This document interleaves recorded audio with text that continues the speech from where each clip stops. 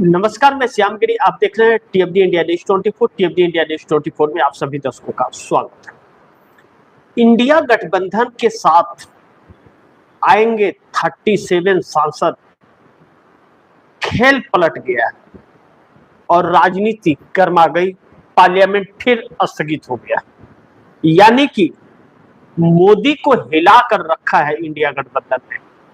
और एनडीए गठबंधन के अंदर और भारतीय जनता पार्टी के अंदर जो हड़कंप सी परिस्थिति, जो भगदड़ मचने वाली है, अभी तक जो मची थी, अब जो भगदड़ मचने वाली है, मोदी के लिए बहुत संकट भरा होगा। लेकिन अब तो नीतीश नायडू भी पलटने लगे हैं, सीधी चुनौती देने लगे हैं। तो फिर ऐसे में तो समस्याएं सरकार के लिए और भी बढ़ जा रही है और सरकार की मुश्किलें बनी हुई है। अमित शाह और मोदी भाग पर आ रहे हैं, संसद लगातार स्थगित हो रहा है। मात्र 3 मिनट के अंदर स्पीकर ओम बिरला भाग खड़े हुए संसद से, कुर्सी छोड़कर।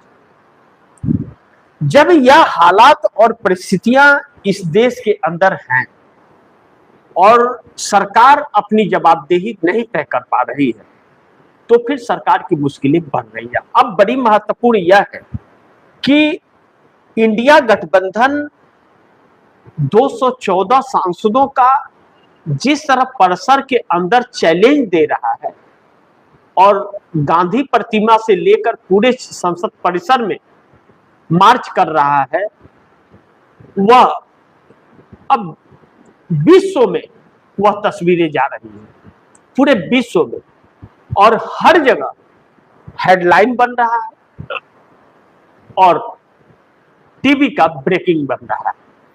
लेकिन हमारे देश की मीडिया हर संभव प्रयास उन हर मोर्चों को दबाने के लिए करती है जो सरकार के खिलाफ, यानी कि सरकार की गुलामी ही हमारे देश की मीडिया का एक सिद्धांत बन गया है। ऐसे में इंडिया गठबंधन किसी टीवी चैनल का मोहताज नहीं रह गया है, क्योंकि देश अब सड़क पर उतर चुका है और एक दूसरे को देख रहे हैं।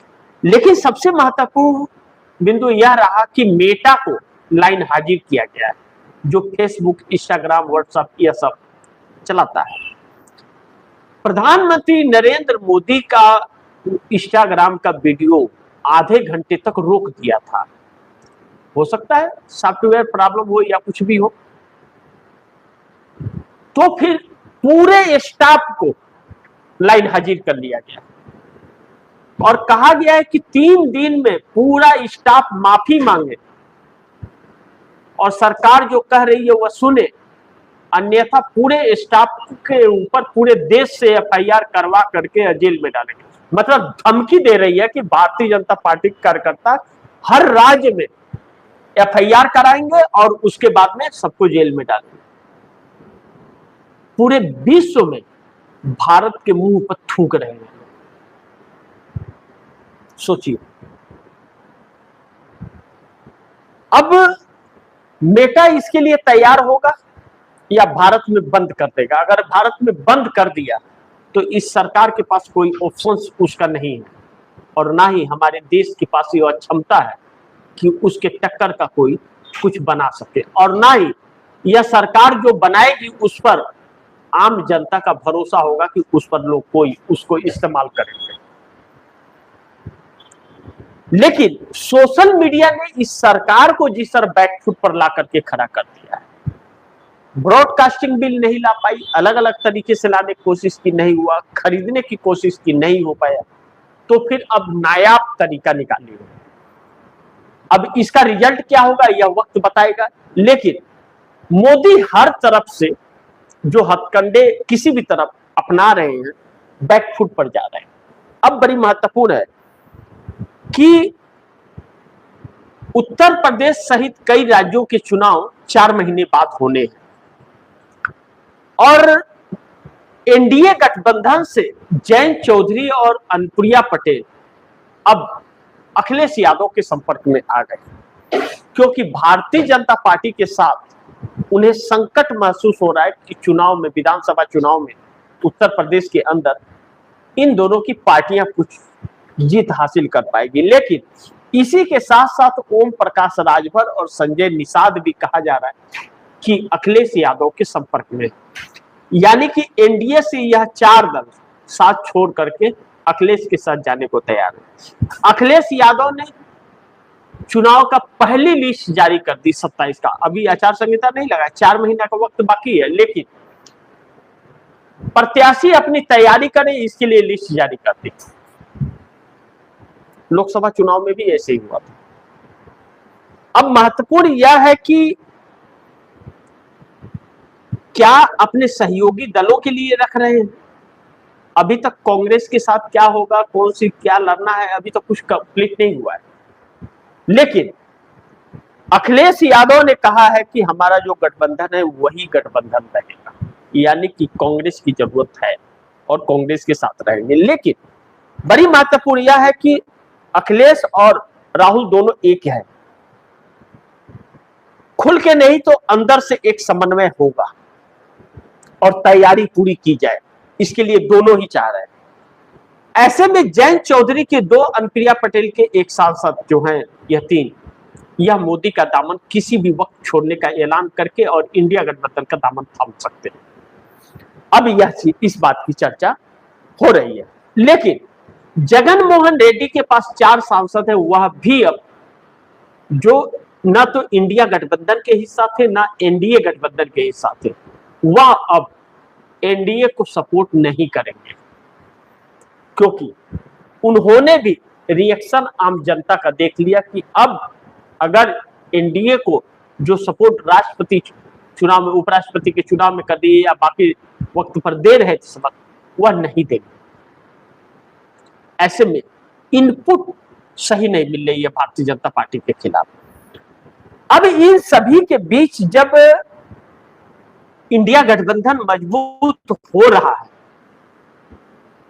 और सरकार बैकफुट पर जा रही है, तो फिर जो और भी छोटे दल हैं भारतीय जनता पार्टी के साथ, वह भी कहीं ना कहीं अपनी हिचकी लेना शुरू कर दिए हैं और सोच विचार शुरू कर दिए हैं, तो सरकार के लिए एक नई मुसीबत बन गई है। लेकिन इसी बीच नीतीश कुमार की चर्चा अब बड़ी तेजी से होने लगी है। कल के बाद जो चर्चा नीतीश कुमार का होने लगी है कि कहा जा रहा है कि नीतीश कुमार इंडिया गठबंधन के कई नेताओं के संपर्क में है और नीतीश कुमार के पास 12 सांसद हैं, लेकिन चंद्रबाबू नायडू ऑलरेडी कांग्रेस के संपर्क में है काफी दिनों से, तो चंद्रबाबू नायडू के 18 सांसद हैं। यानी कि अब मोदी सरकार पूरी तरह से हिलती हुई नजर आ रही है, या सब दांव ये इसका मतलब हो गया। इसका मतलब यह तात्पर्य साफ है कि 37 सांसद हैं एनडीए गठबंधन के, वह कभी भी इंडिया गठबंधन का दामन थाम सकते हैं। तो नीतीश नायडू पलटने लगे हैं अब, इसका मतलब एनडीए से, और दोनों ही शख्स मोदी के साथ बातचीत में कुछ भी ऐसा आश्वासन नहीं दे रहे कि हम आपके साथ हैं या हम आपके साथ नहीं हैं। लेकिन दूसरी तरफ इंडिया गठबंधन के तरफ दोनों ही नीतीश नायडू कदम बढ़ा रहे हैं, तो इसे पलटना न कहे तो क्या कहे। अब इस बीच जब एनडीए के कई और सांसद इंडिया गठबंधन के संपर्क में हैं, तो फिर नीतीश नायडू की कुछ तैयारी भी होगी, कुछ विकल्प मोदी शाह का अपना रहे होंगे। लेकिन एक खबर आ रही है, एक खबर निकल करके यह आ रही है कुछ जानकारों के अनुसार कि आरएसएस जो भारतीय जनता पार्टी के जीत का राज होता था, जिसके प्रचारक लगातार प्रचार प्रसार करते हैं भारतीय जनता पार्टी के लिए, अब वह आरएसएस 2 राहें पे खड़ा है। पहला उसकी चिंता यह है कि जिस तरह से मोदी और शाह ने हालात पैदा कर दिए हैं, ऐसे तो आरएसएस का पतन हो जाएगा और भारतीय जनता पार्टी और आरएसएस के अंदर अब मोदी और शाह बोझ बन गए हैं। तो बोझ बन गए हैं, तो किसी काम के रहे नहीं, तो इस बोझ को हटा दो। और इतने कमजोर हो गए हैं कि आरएसएस अगर यह फैसला ले लेता है तो फिर मोदी को अब हटना पड़ जाएगा, क्योंकि उनके पास अब बैकअप नहीं है सांसदों का। लेकिन आरएसएस अभी भी कुछ इंतजार कर रहा है, कहीं ऐसा ना हो कि जो अब छात्र फिर से सड़क पर उतरने की तैयारी कर रहे हैं और ऐलान कर चुके हैं फिर से छात्र आंदोलन, वह मोदी के लिए बहुत बड़ा संकट खड़ा हो जाए, क्योंकि माहौल आरएसएस का भी और भाजपा का भी बिगड़ने लगा। अब नेताओं की शिकायत आरएसएस से यह है, भारतीय जनता पार्टी से, कि अब आप इन दोनों को हटा दीजिए, और नहीं हटाए तो हम हट जाएंगे, तो फिर ऐसे में सरकार गिर जाएगी। और यह दोनों नहीं हटे तो भारतीय जनता पार्टी के नाम पर कोई व्यक्ति वोट देने वाला बचेगा नहीं, यानी कि दौड़ाए जाएंगे भाजपा के नेता, तो फिर 100 सांसदों से अधिक बगावत के सुर में उठ रहे हैं। अब इन सब के बीच दो बड़ी अहम सवाल हैं जिस पर चर्चा करना हम लोग को बहुत जरूरी है, कि इंडिया गठबंधन राहुल के नेतृत्व में मोदी सरकार के पसीने छुड़ा दिए।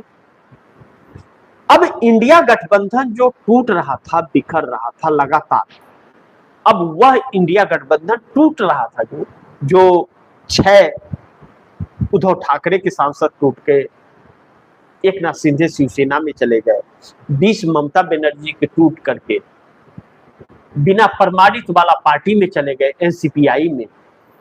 अब वह ममता बनर्जी के सांसद जो है, अब वह एनडीए की बैठक में नहीं जा रहे, कह रहे हम एनडीए को सपोर्ट नहीं करते, और वह ममता बनर्जी की तरफ आ रहे हैं। तो 8 से 9 सांसद जो हैं, अब वेबसाइट में छपना शुरू हो गया कि 8 से 9 सांसद, और खबरों में भी चल रहा है कि 8 से 9 सांसद ममता बनर्जी के पास वापस जा रहे हैं।